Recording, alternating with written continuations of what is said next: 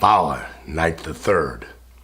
Now sat the king of light on high upon his starry throne, and bright Ahania bowed herself before his splendid feet. O Urizen, look on me, like a mournful stream I embrace round thy knees and wet my bright hair with my tears. My sighs, my lord, are not the morning stars thy obedient sons? Do they not bow their bright heads at thy voice? At thy command do they not fly into their stations and return their light to thee? The immortal atmospheres are thine. There thou art seen in glory, surrounded by the ever-changing daughters of the light. Why wilt thou look upon futurity, darkening present joy? She ceased. The prince, his light obscured, and the splendors of his crown enfolded in thick clouds, from whence his mighty voice burst forth. O bright Ahania, a boy is born of the dark ocean, whom Urizen doth serve, with light replenishing his darkness. I am set here a king of trouble, commanded here to serve and do my ministry to those who eat of my wide table. All this is mine, yet I must serve, and that prophetic boy must grow up to command as prince.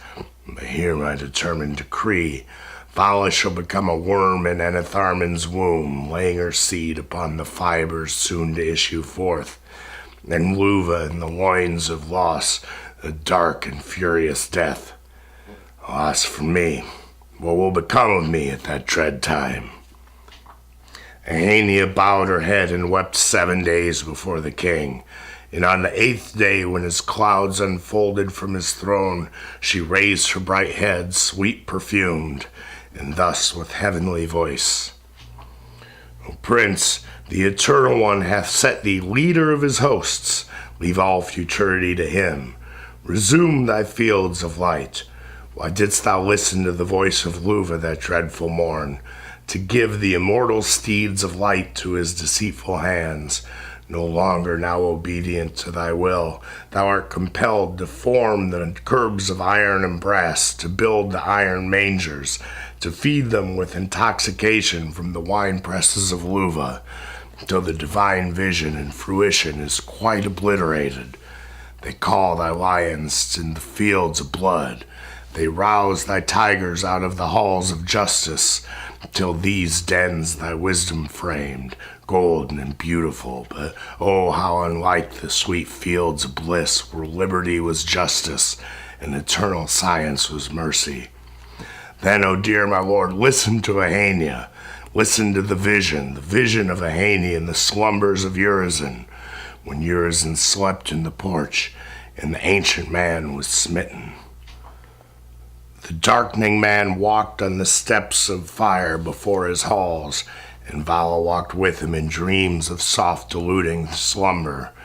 He looked up and saw thee, Prince of Light, thy splendor faded, but saw not Lost nor Enitharmon, for Luva hid them in shadow, in a soft cloud outstretched across, and Luva dwelt in the cloud. Then man ascended mourning into the splendors of his palace. Above him rose a shadow from his wearied intellect of living gold, pure, perfect, holy. In white linen pure he hovered, a sweet entrancing self-delusion, a watery vision of man, soft exulting in existence, all the man absorbing.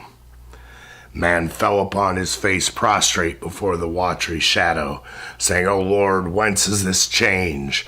Thou knowest I am nothing. And Vala trembled and covered her face, and her locks were spread on the pavement. I heard astonished at the vision, my heart trembled within me. I heard the voice of the slumberous man, and thus he spoke, idolatrous to his own shadow, words of eternity uttering. Oh, I am nothing when I enter into judgment with thee. If thou withdraw thy breath, I die and vanish into Hades. If thou dost lay thine hand upon me, behold, I am silent. If thou withhold thy hand, I perish like a fallen leaf. No, I am nothing, and to nothing must return again. If thou withdraw thy breath, behold, I am oblivion. He ceased. The shadowy voice was silent, but the cloud hovered over their heads in golden wreaths, the sorrow of man. And the balmy drops fell down, and lo, that son of man, that shadowy spirit of the fallen one, Luva, descended from the cloud. In terror Albion rose, indignant rose the awful man, and turned his back on Vala. Why roll thy clouds and sickening mists? I can no longer hide the dismal vision of my eyes. Love and life, light, prophetic dreads urge me to speak. Futurity is before me like a dark lamp. Eternal death haunts all my expectation. Rent from eternal brotherhood, we die and are no more. I heard the voice of Albion starting from his sleep. Whence is this voice crying Enian that soundeth in my ears? O cruel pity, dark deceit, can love seek for dominion? And Luva strove to gain dominion over the mighty Albion. They strove together above the body where Vala was enclosed, and the dark body of Albion left prostrate upon the crystal pavement covered with boils from head to foot, the terrible smitings of Luva. Then frowned the fallen man and put forth Luva from his presence. I heard him. Frown not, Urizen, but listen to my vision, saying, Go and die the death of man for Vala the sweet wanderer.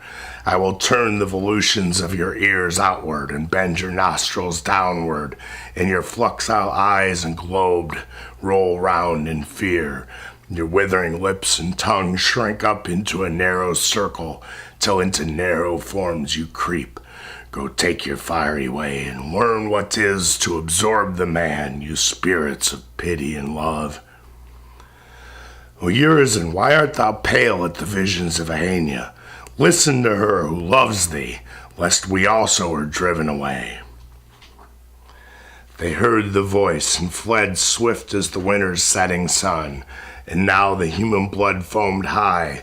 I saw that Luva and Vala went down the human heart where paradise and its joys abounded, in jealous fears and fury and rage, and flames rolled round their fervid feet, and the vast form of nature like a serpent played before them. As they went enfolding fires and thunders of the deep, Vala shrunk in like the dark sea that leaves its slimy banks, and from her bosom loft fell far as the east and west, and the vast form of nature like a serpent rolled between. She ended, for from his wrathful throne burst forth the black hailstorm. Am I not God, said Urizen? Who is equal to me? Do I not stretch the heavens abroad, or fold them up like a garment? He spoke, mustering his heavy clouds around him, black, opaque. Then thunders rolled around, and lightnings darted to and fro. His visage changed to darkness, and his strong right hand came forth to cast Ahania to the earth. He seized her by the hair, and threw her from the steps of ice that froze around his throne, saying, Art thou also become like Vala? Thus I cast thee out. Shall the feminine indolent bliss, the indulgent self of weariness, the passive idle, sleep the enormous night and darkness of death, set herself up to give her laws to the act of masculine virtue? Thou little diminutive portion that darest be a counterpart, thy passivity, thy laws of obedience and insincerity are my abhorrence. Wherefore hast thou taken that fair form? Whence is this power given to thee? Once thou wast in my breast a sluggish current of dim waters, on whose verdant margin a cavern shagged with horrid shades, dark, cool, and deadly, where I laid my head in the hot noon after the broken clods had wearied me. There I laid my plough, there my horses fed, and thou hast risen with thy moist locks into a watery image, reflecting all my indolence, my weakness, my death, to weigh me down beneath the grave into nonentity, where Luva strives, scorned by Vala, age after age wandering, shrinking and shrinking from her lord, and calling him the tempter. Art thou also become like Vala? Thus I cast thee out. So loud in thunders spoke the king, folded in dark despair, and threw a Hania from his bosom obdurate. She fell like lightning. Then fled the sons of Urizen from his thunderous throne petrific. They fled to east and west, and left the north and south of heaven. A crash ran through the immense. The bounds of destiny were broken. The bounds of destiny crashed direful, and the swelling sea burst from its bonds in whirlpools fierce, roaring with human voice, triumphing even to the stars in bright Ahania's fall.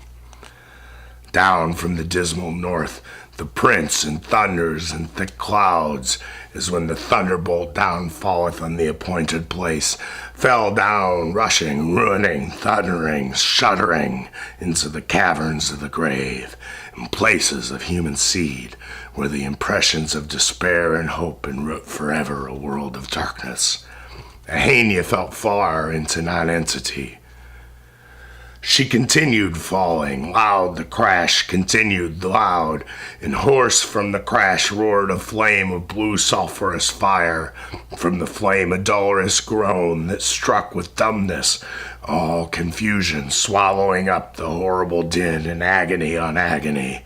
Through the confusion, like a crack across from immense to immense, loud, strong, a universal groan of death, louder than all the racking elements, deafened and rented worse than Urizen in all his hosts, and cursed despair down rushing.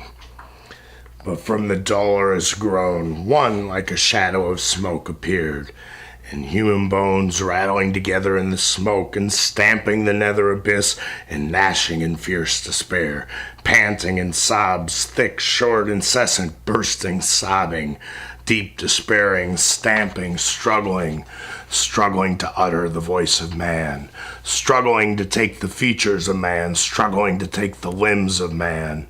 At length emerging from the smoke of Urizen, dashed in pieces from his precipitant fall, Tharmas reared up his hands and stood in the affrighted ocean.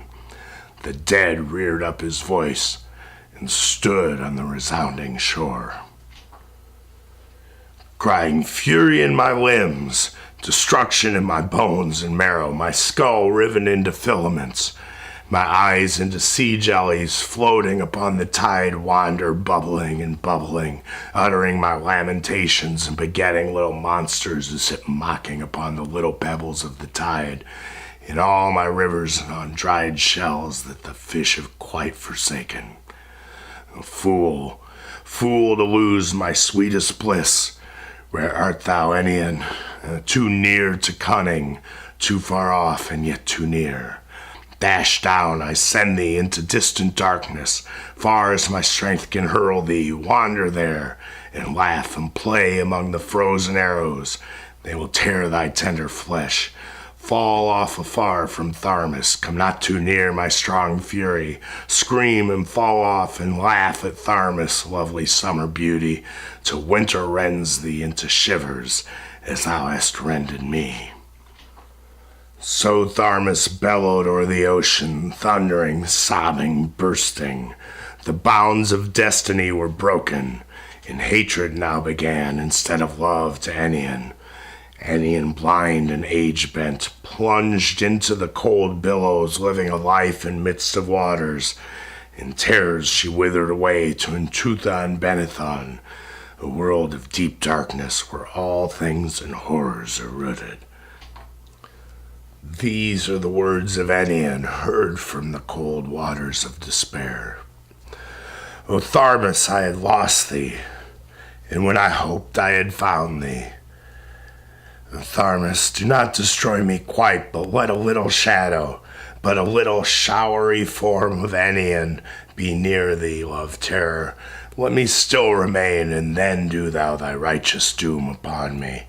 Only let me hear thy voice. Driven by thy rage, I wander like a cloud into the deep where never yet existence came. There, losing all my life, I back return, weaker and weaker. Consume me not away in thy great wrath. Though I have sinned, though I have rebelled, make me not like the things forgotten as they had not been. Make not the thing that loveth thee a tear wiped away. Tharmas replied, riding on storms, his voice of thunder rolled. Image of grief, thy fading lineaments make my eyelids fail. What have I done? Both rage and mercy are alike to me. Looking upon thee, image of faint waters, I recoil from my fierce rage into thy semblance. Ennian, return. Why does thy piteous face vanish like a rainy cloud, melting, a shower of falling tears, nothing but tears? Ennian, substanceless, voiceless, weeping, vanish, nothing but tears. Ennian, art thou forever vanished from the watery eyes of Tharmas? Rage, rage shall never from my bosom, winds and waters of woe consuming all to the end consuming. Love and hope are ended. For now no more remained of Ennian in the dismal air, only a voice eternal wailing in the elements. Where Ennian, blind and age-bent, wandered, Ahania wanders now. She wanders in eternal fear of falling into the indefinite, for her bright eyes behold the abyss. Sometimes a little sleep weighs down her eyelids, then she falls. Then starting, wakes in fears, sleepless to wander round, repelled on the margin of non-entity. The end of the third night.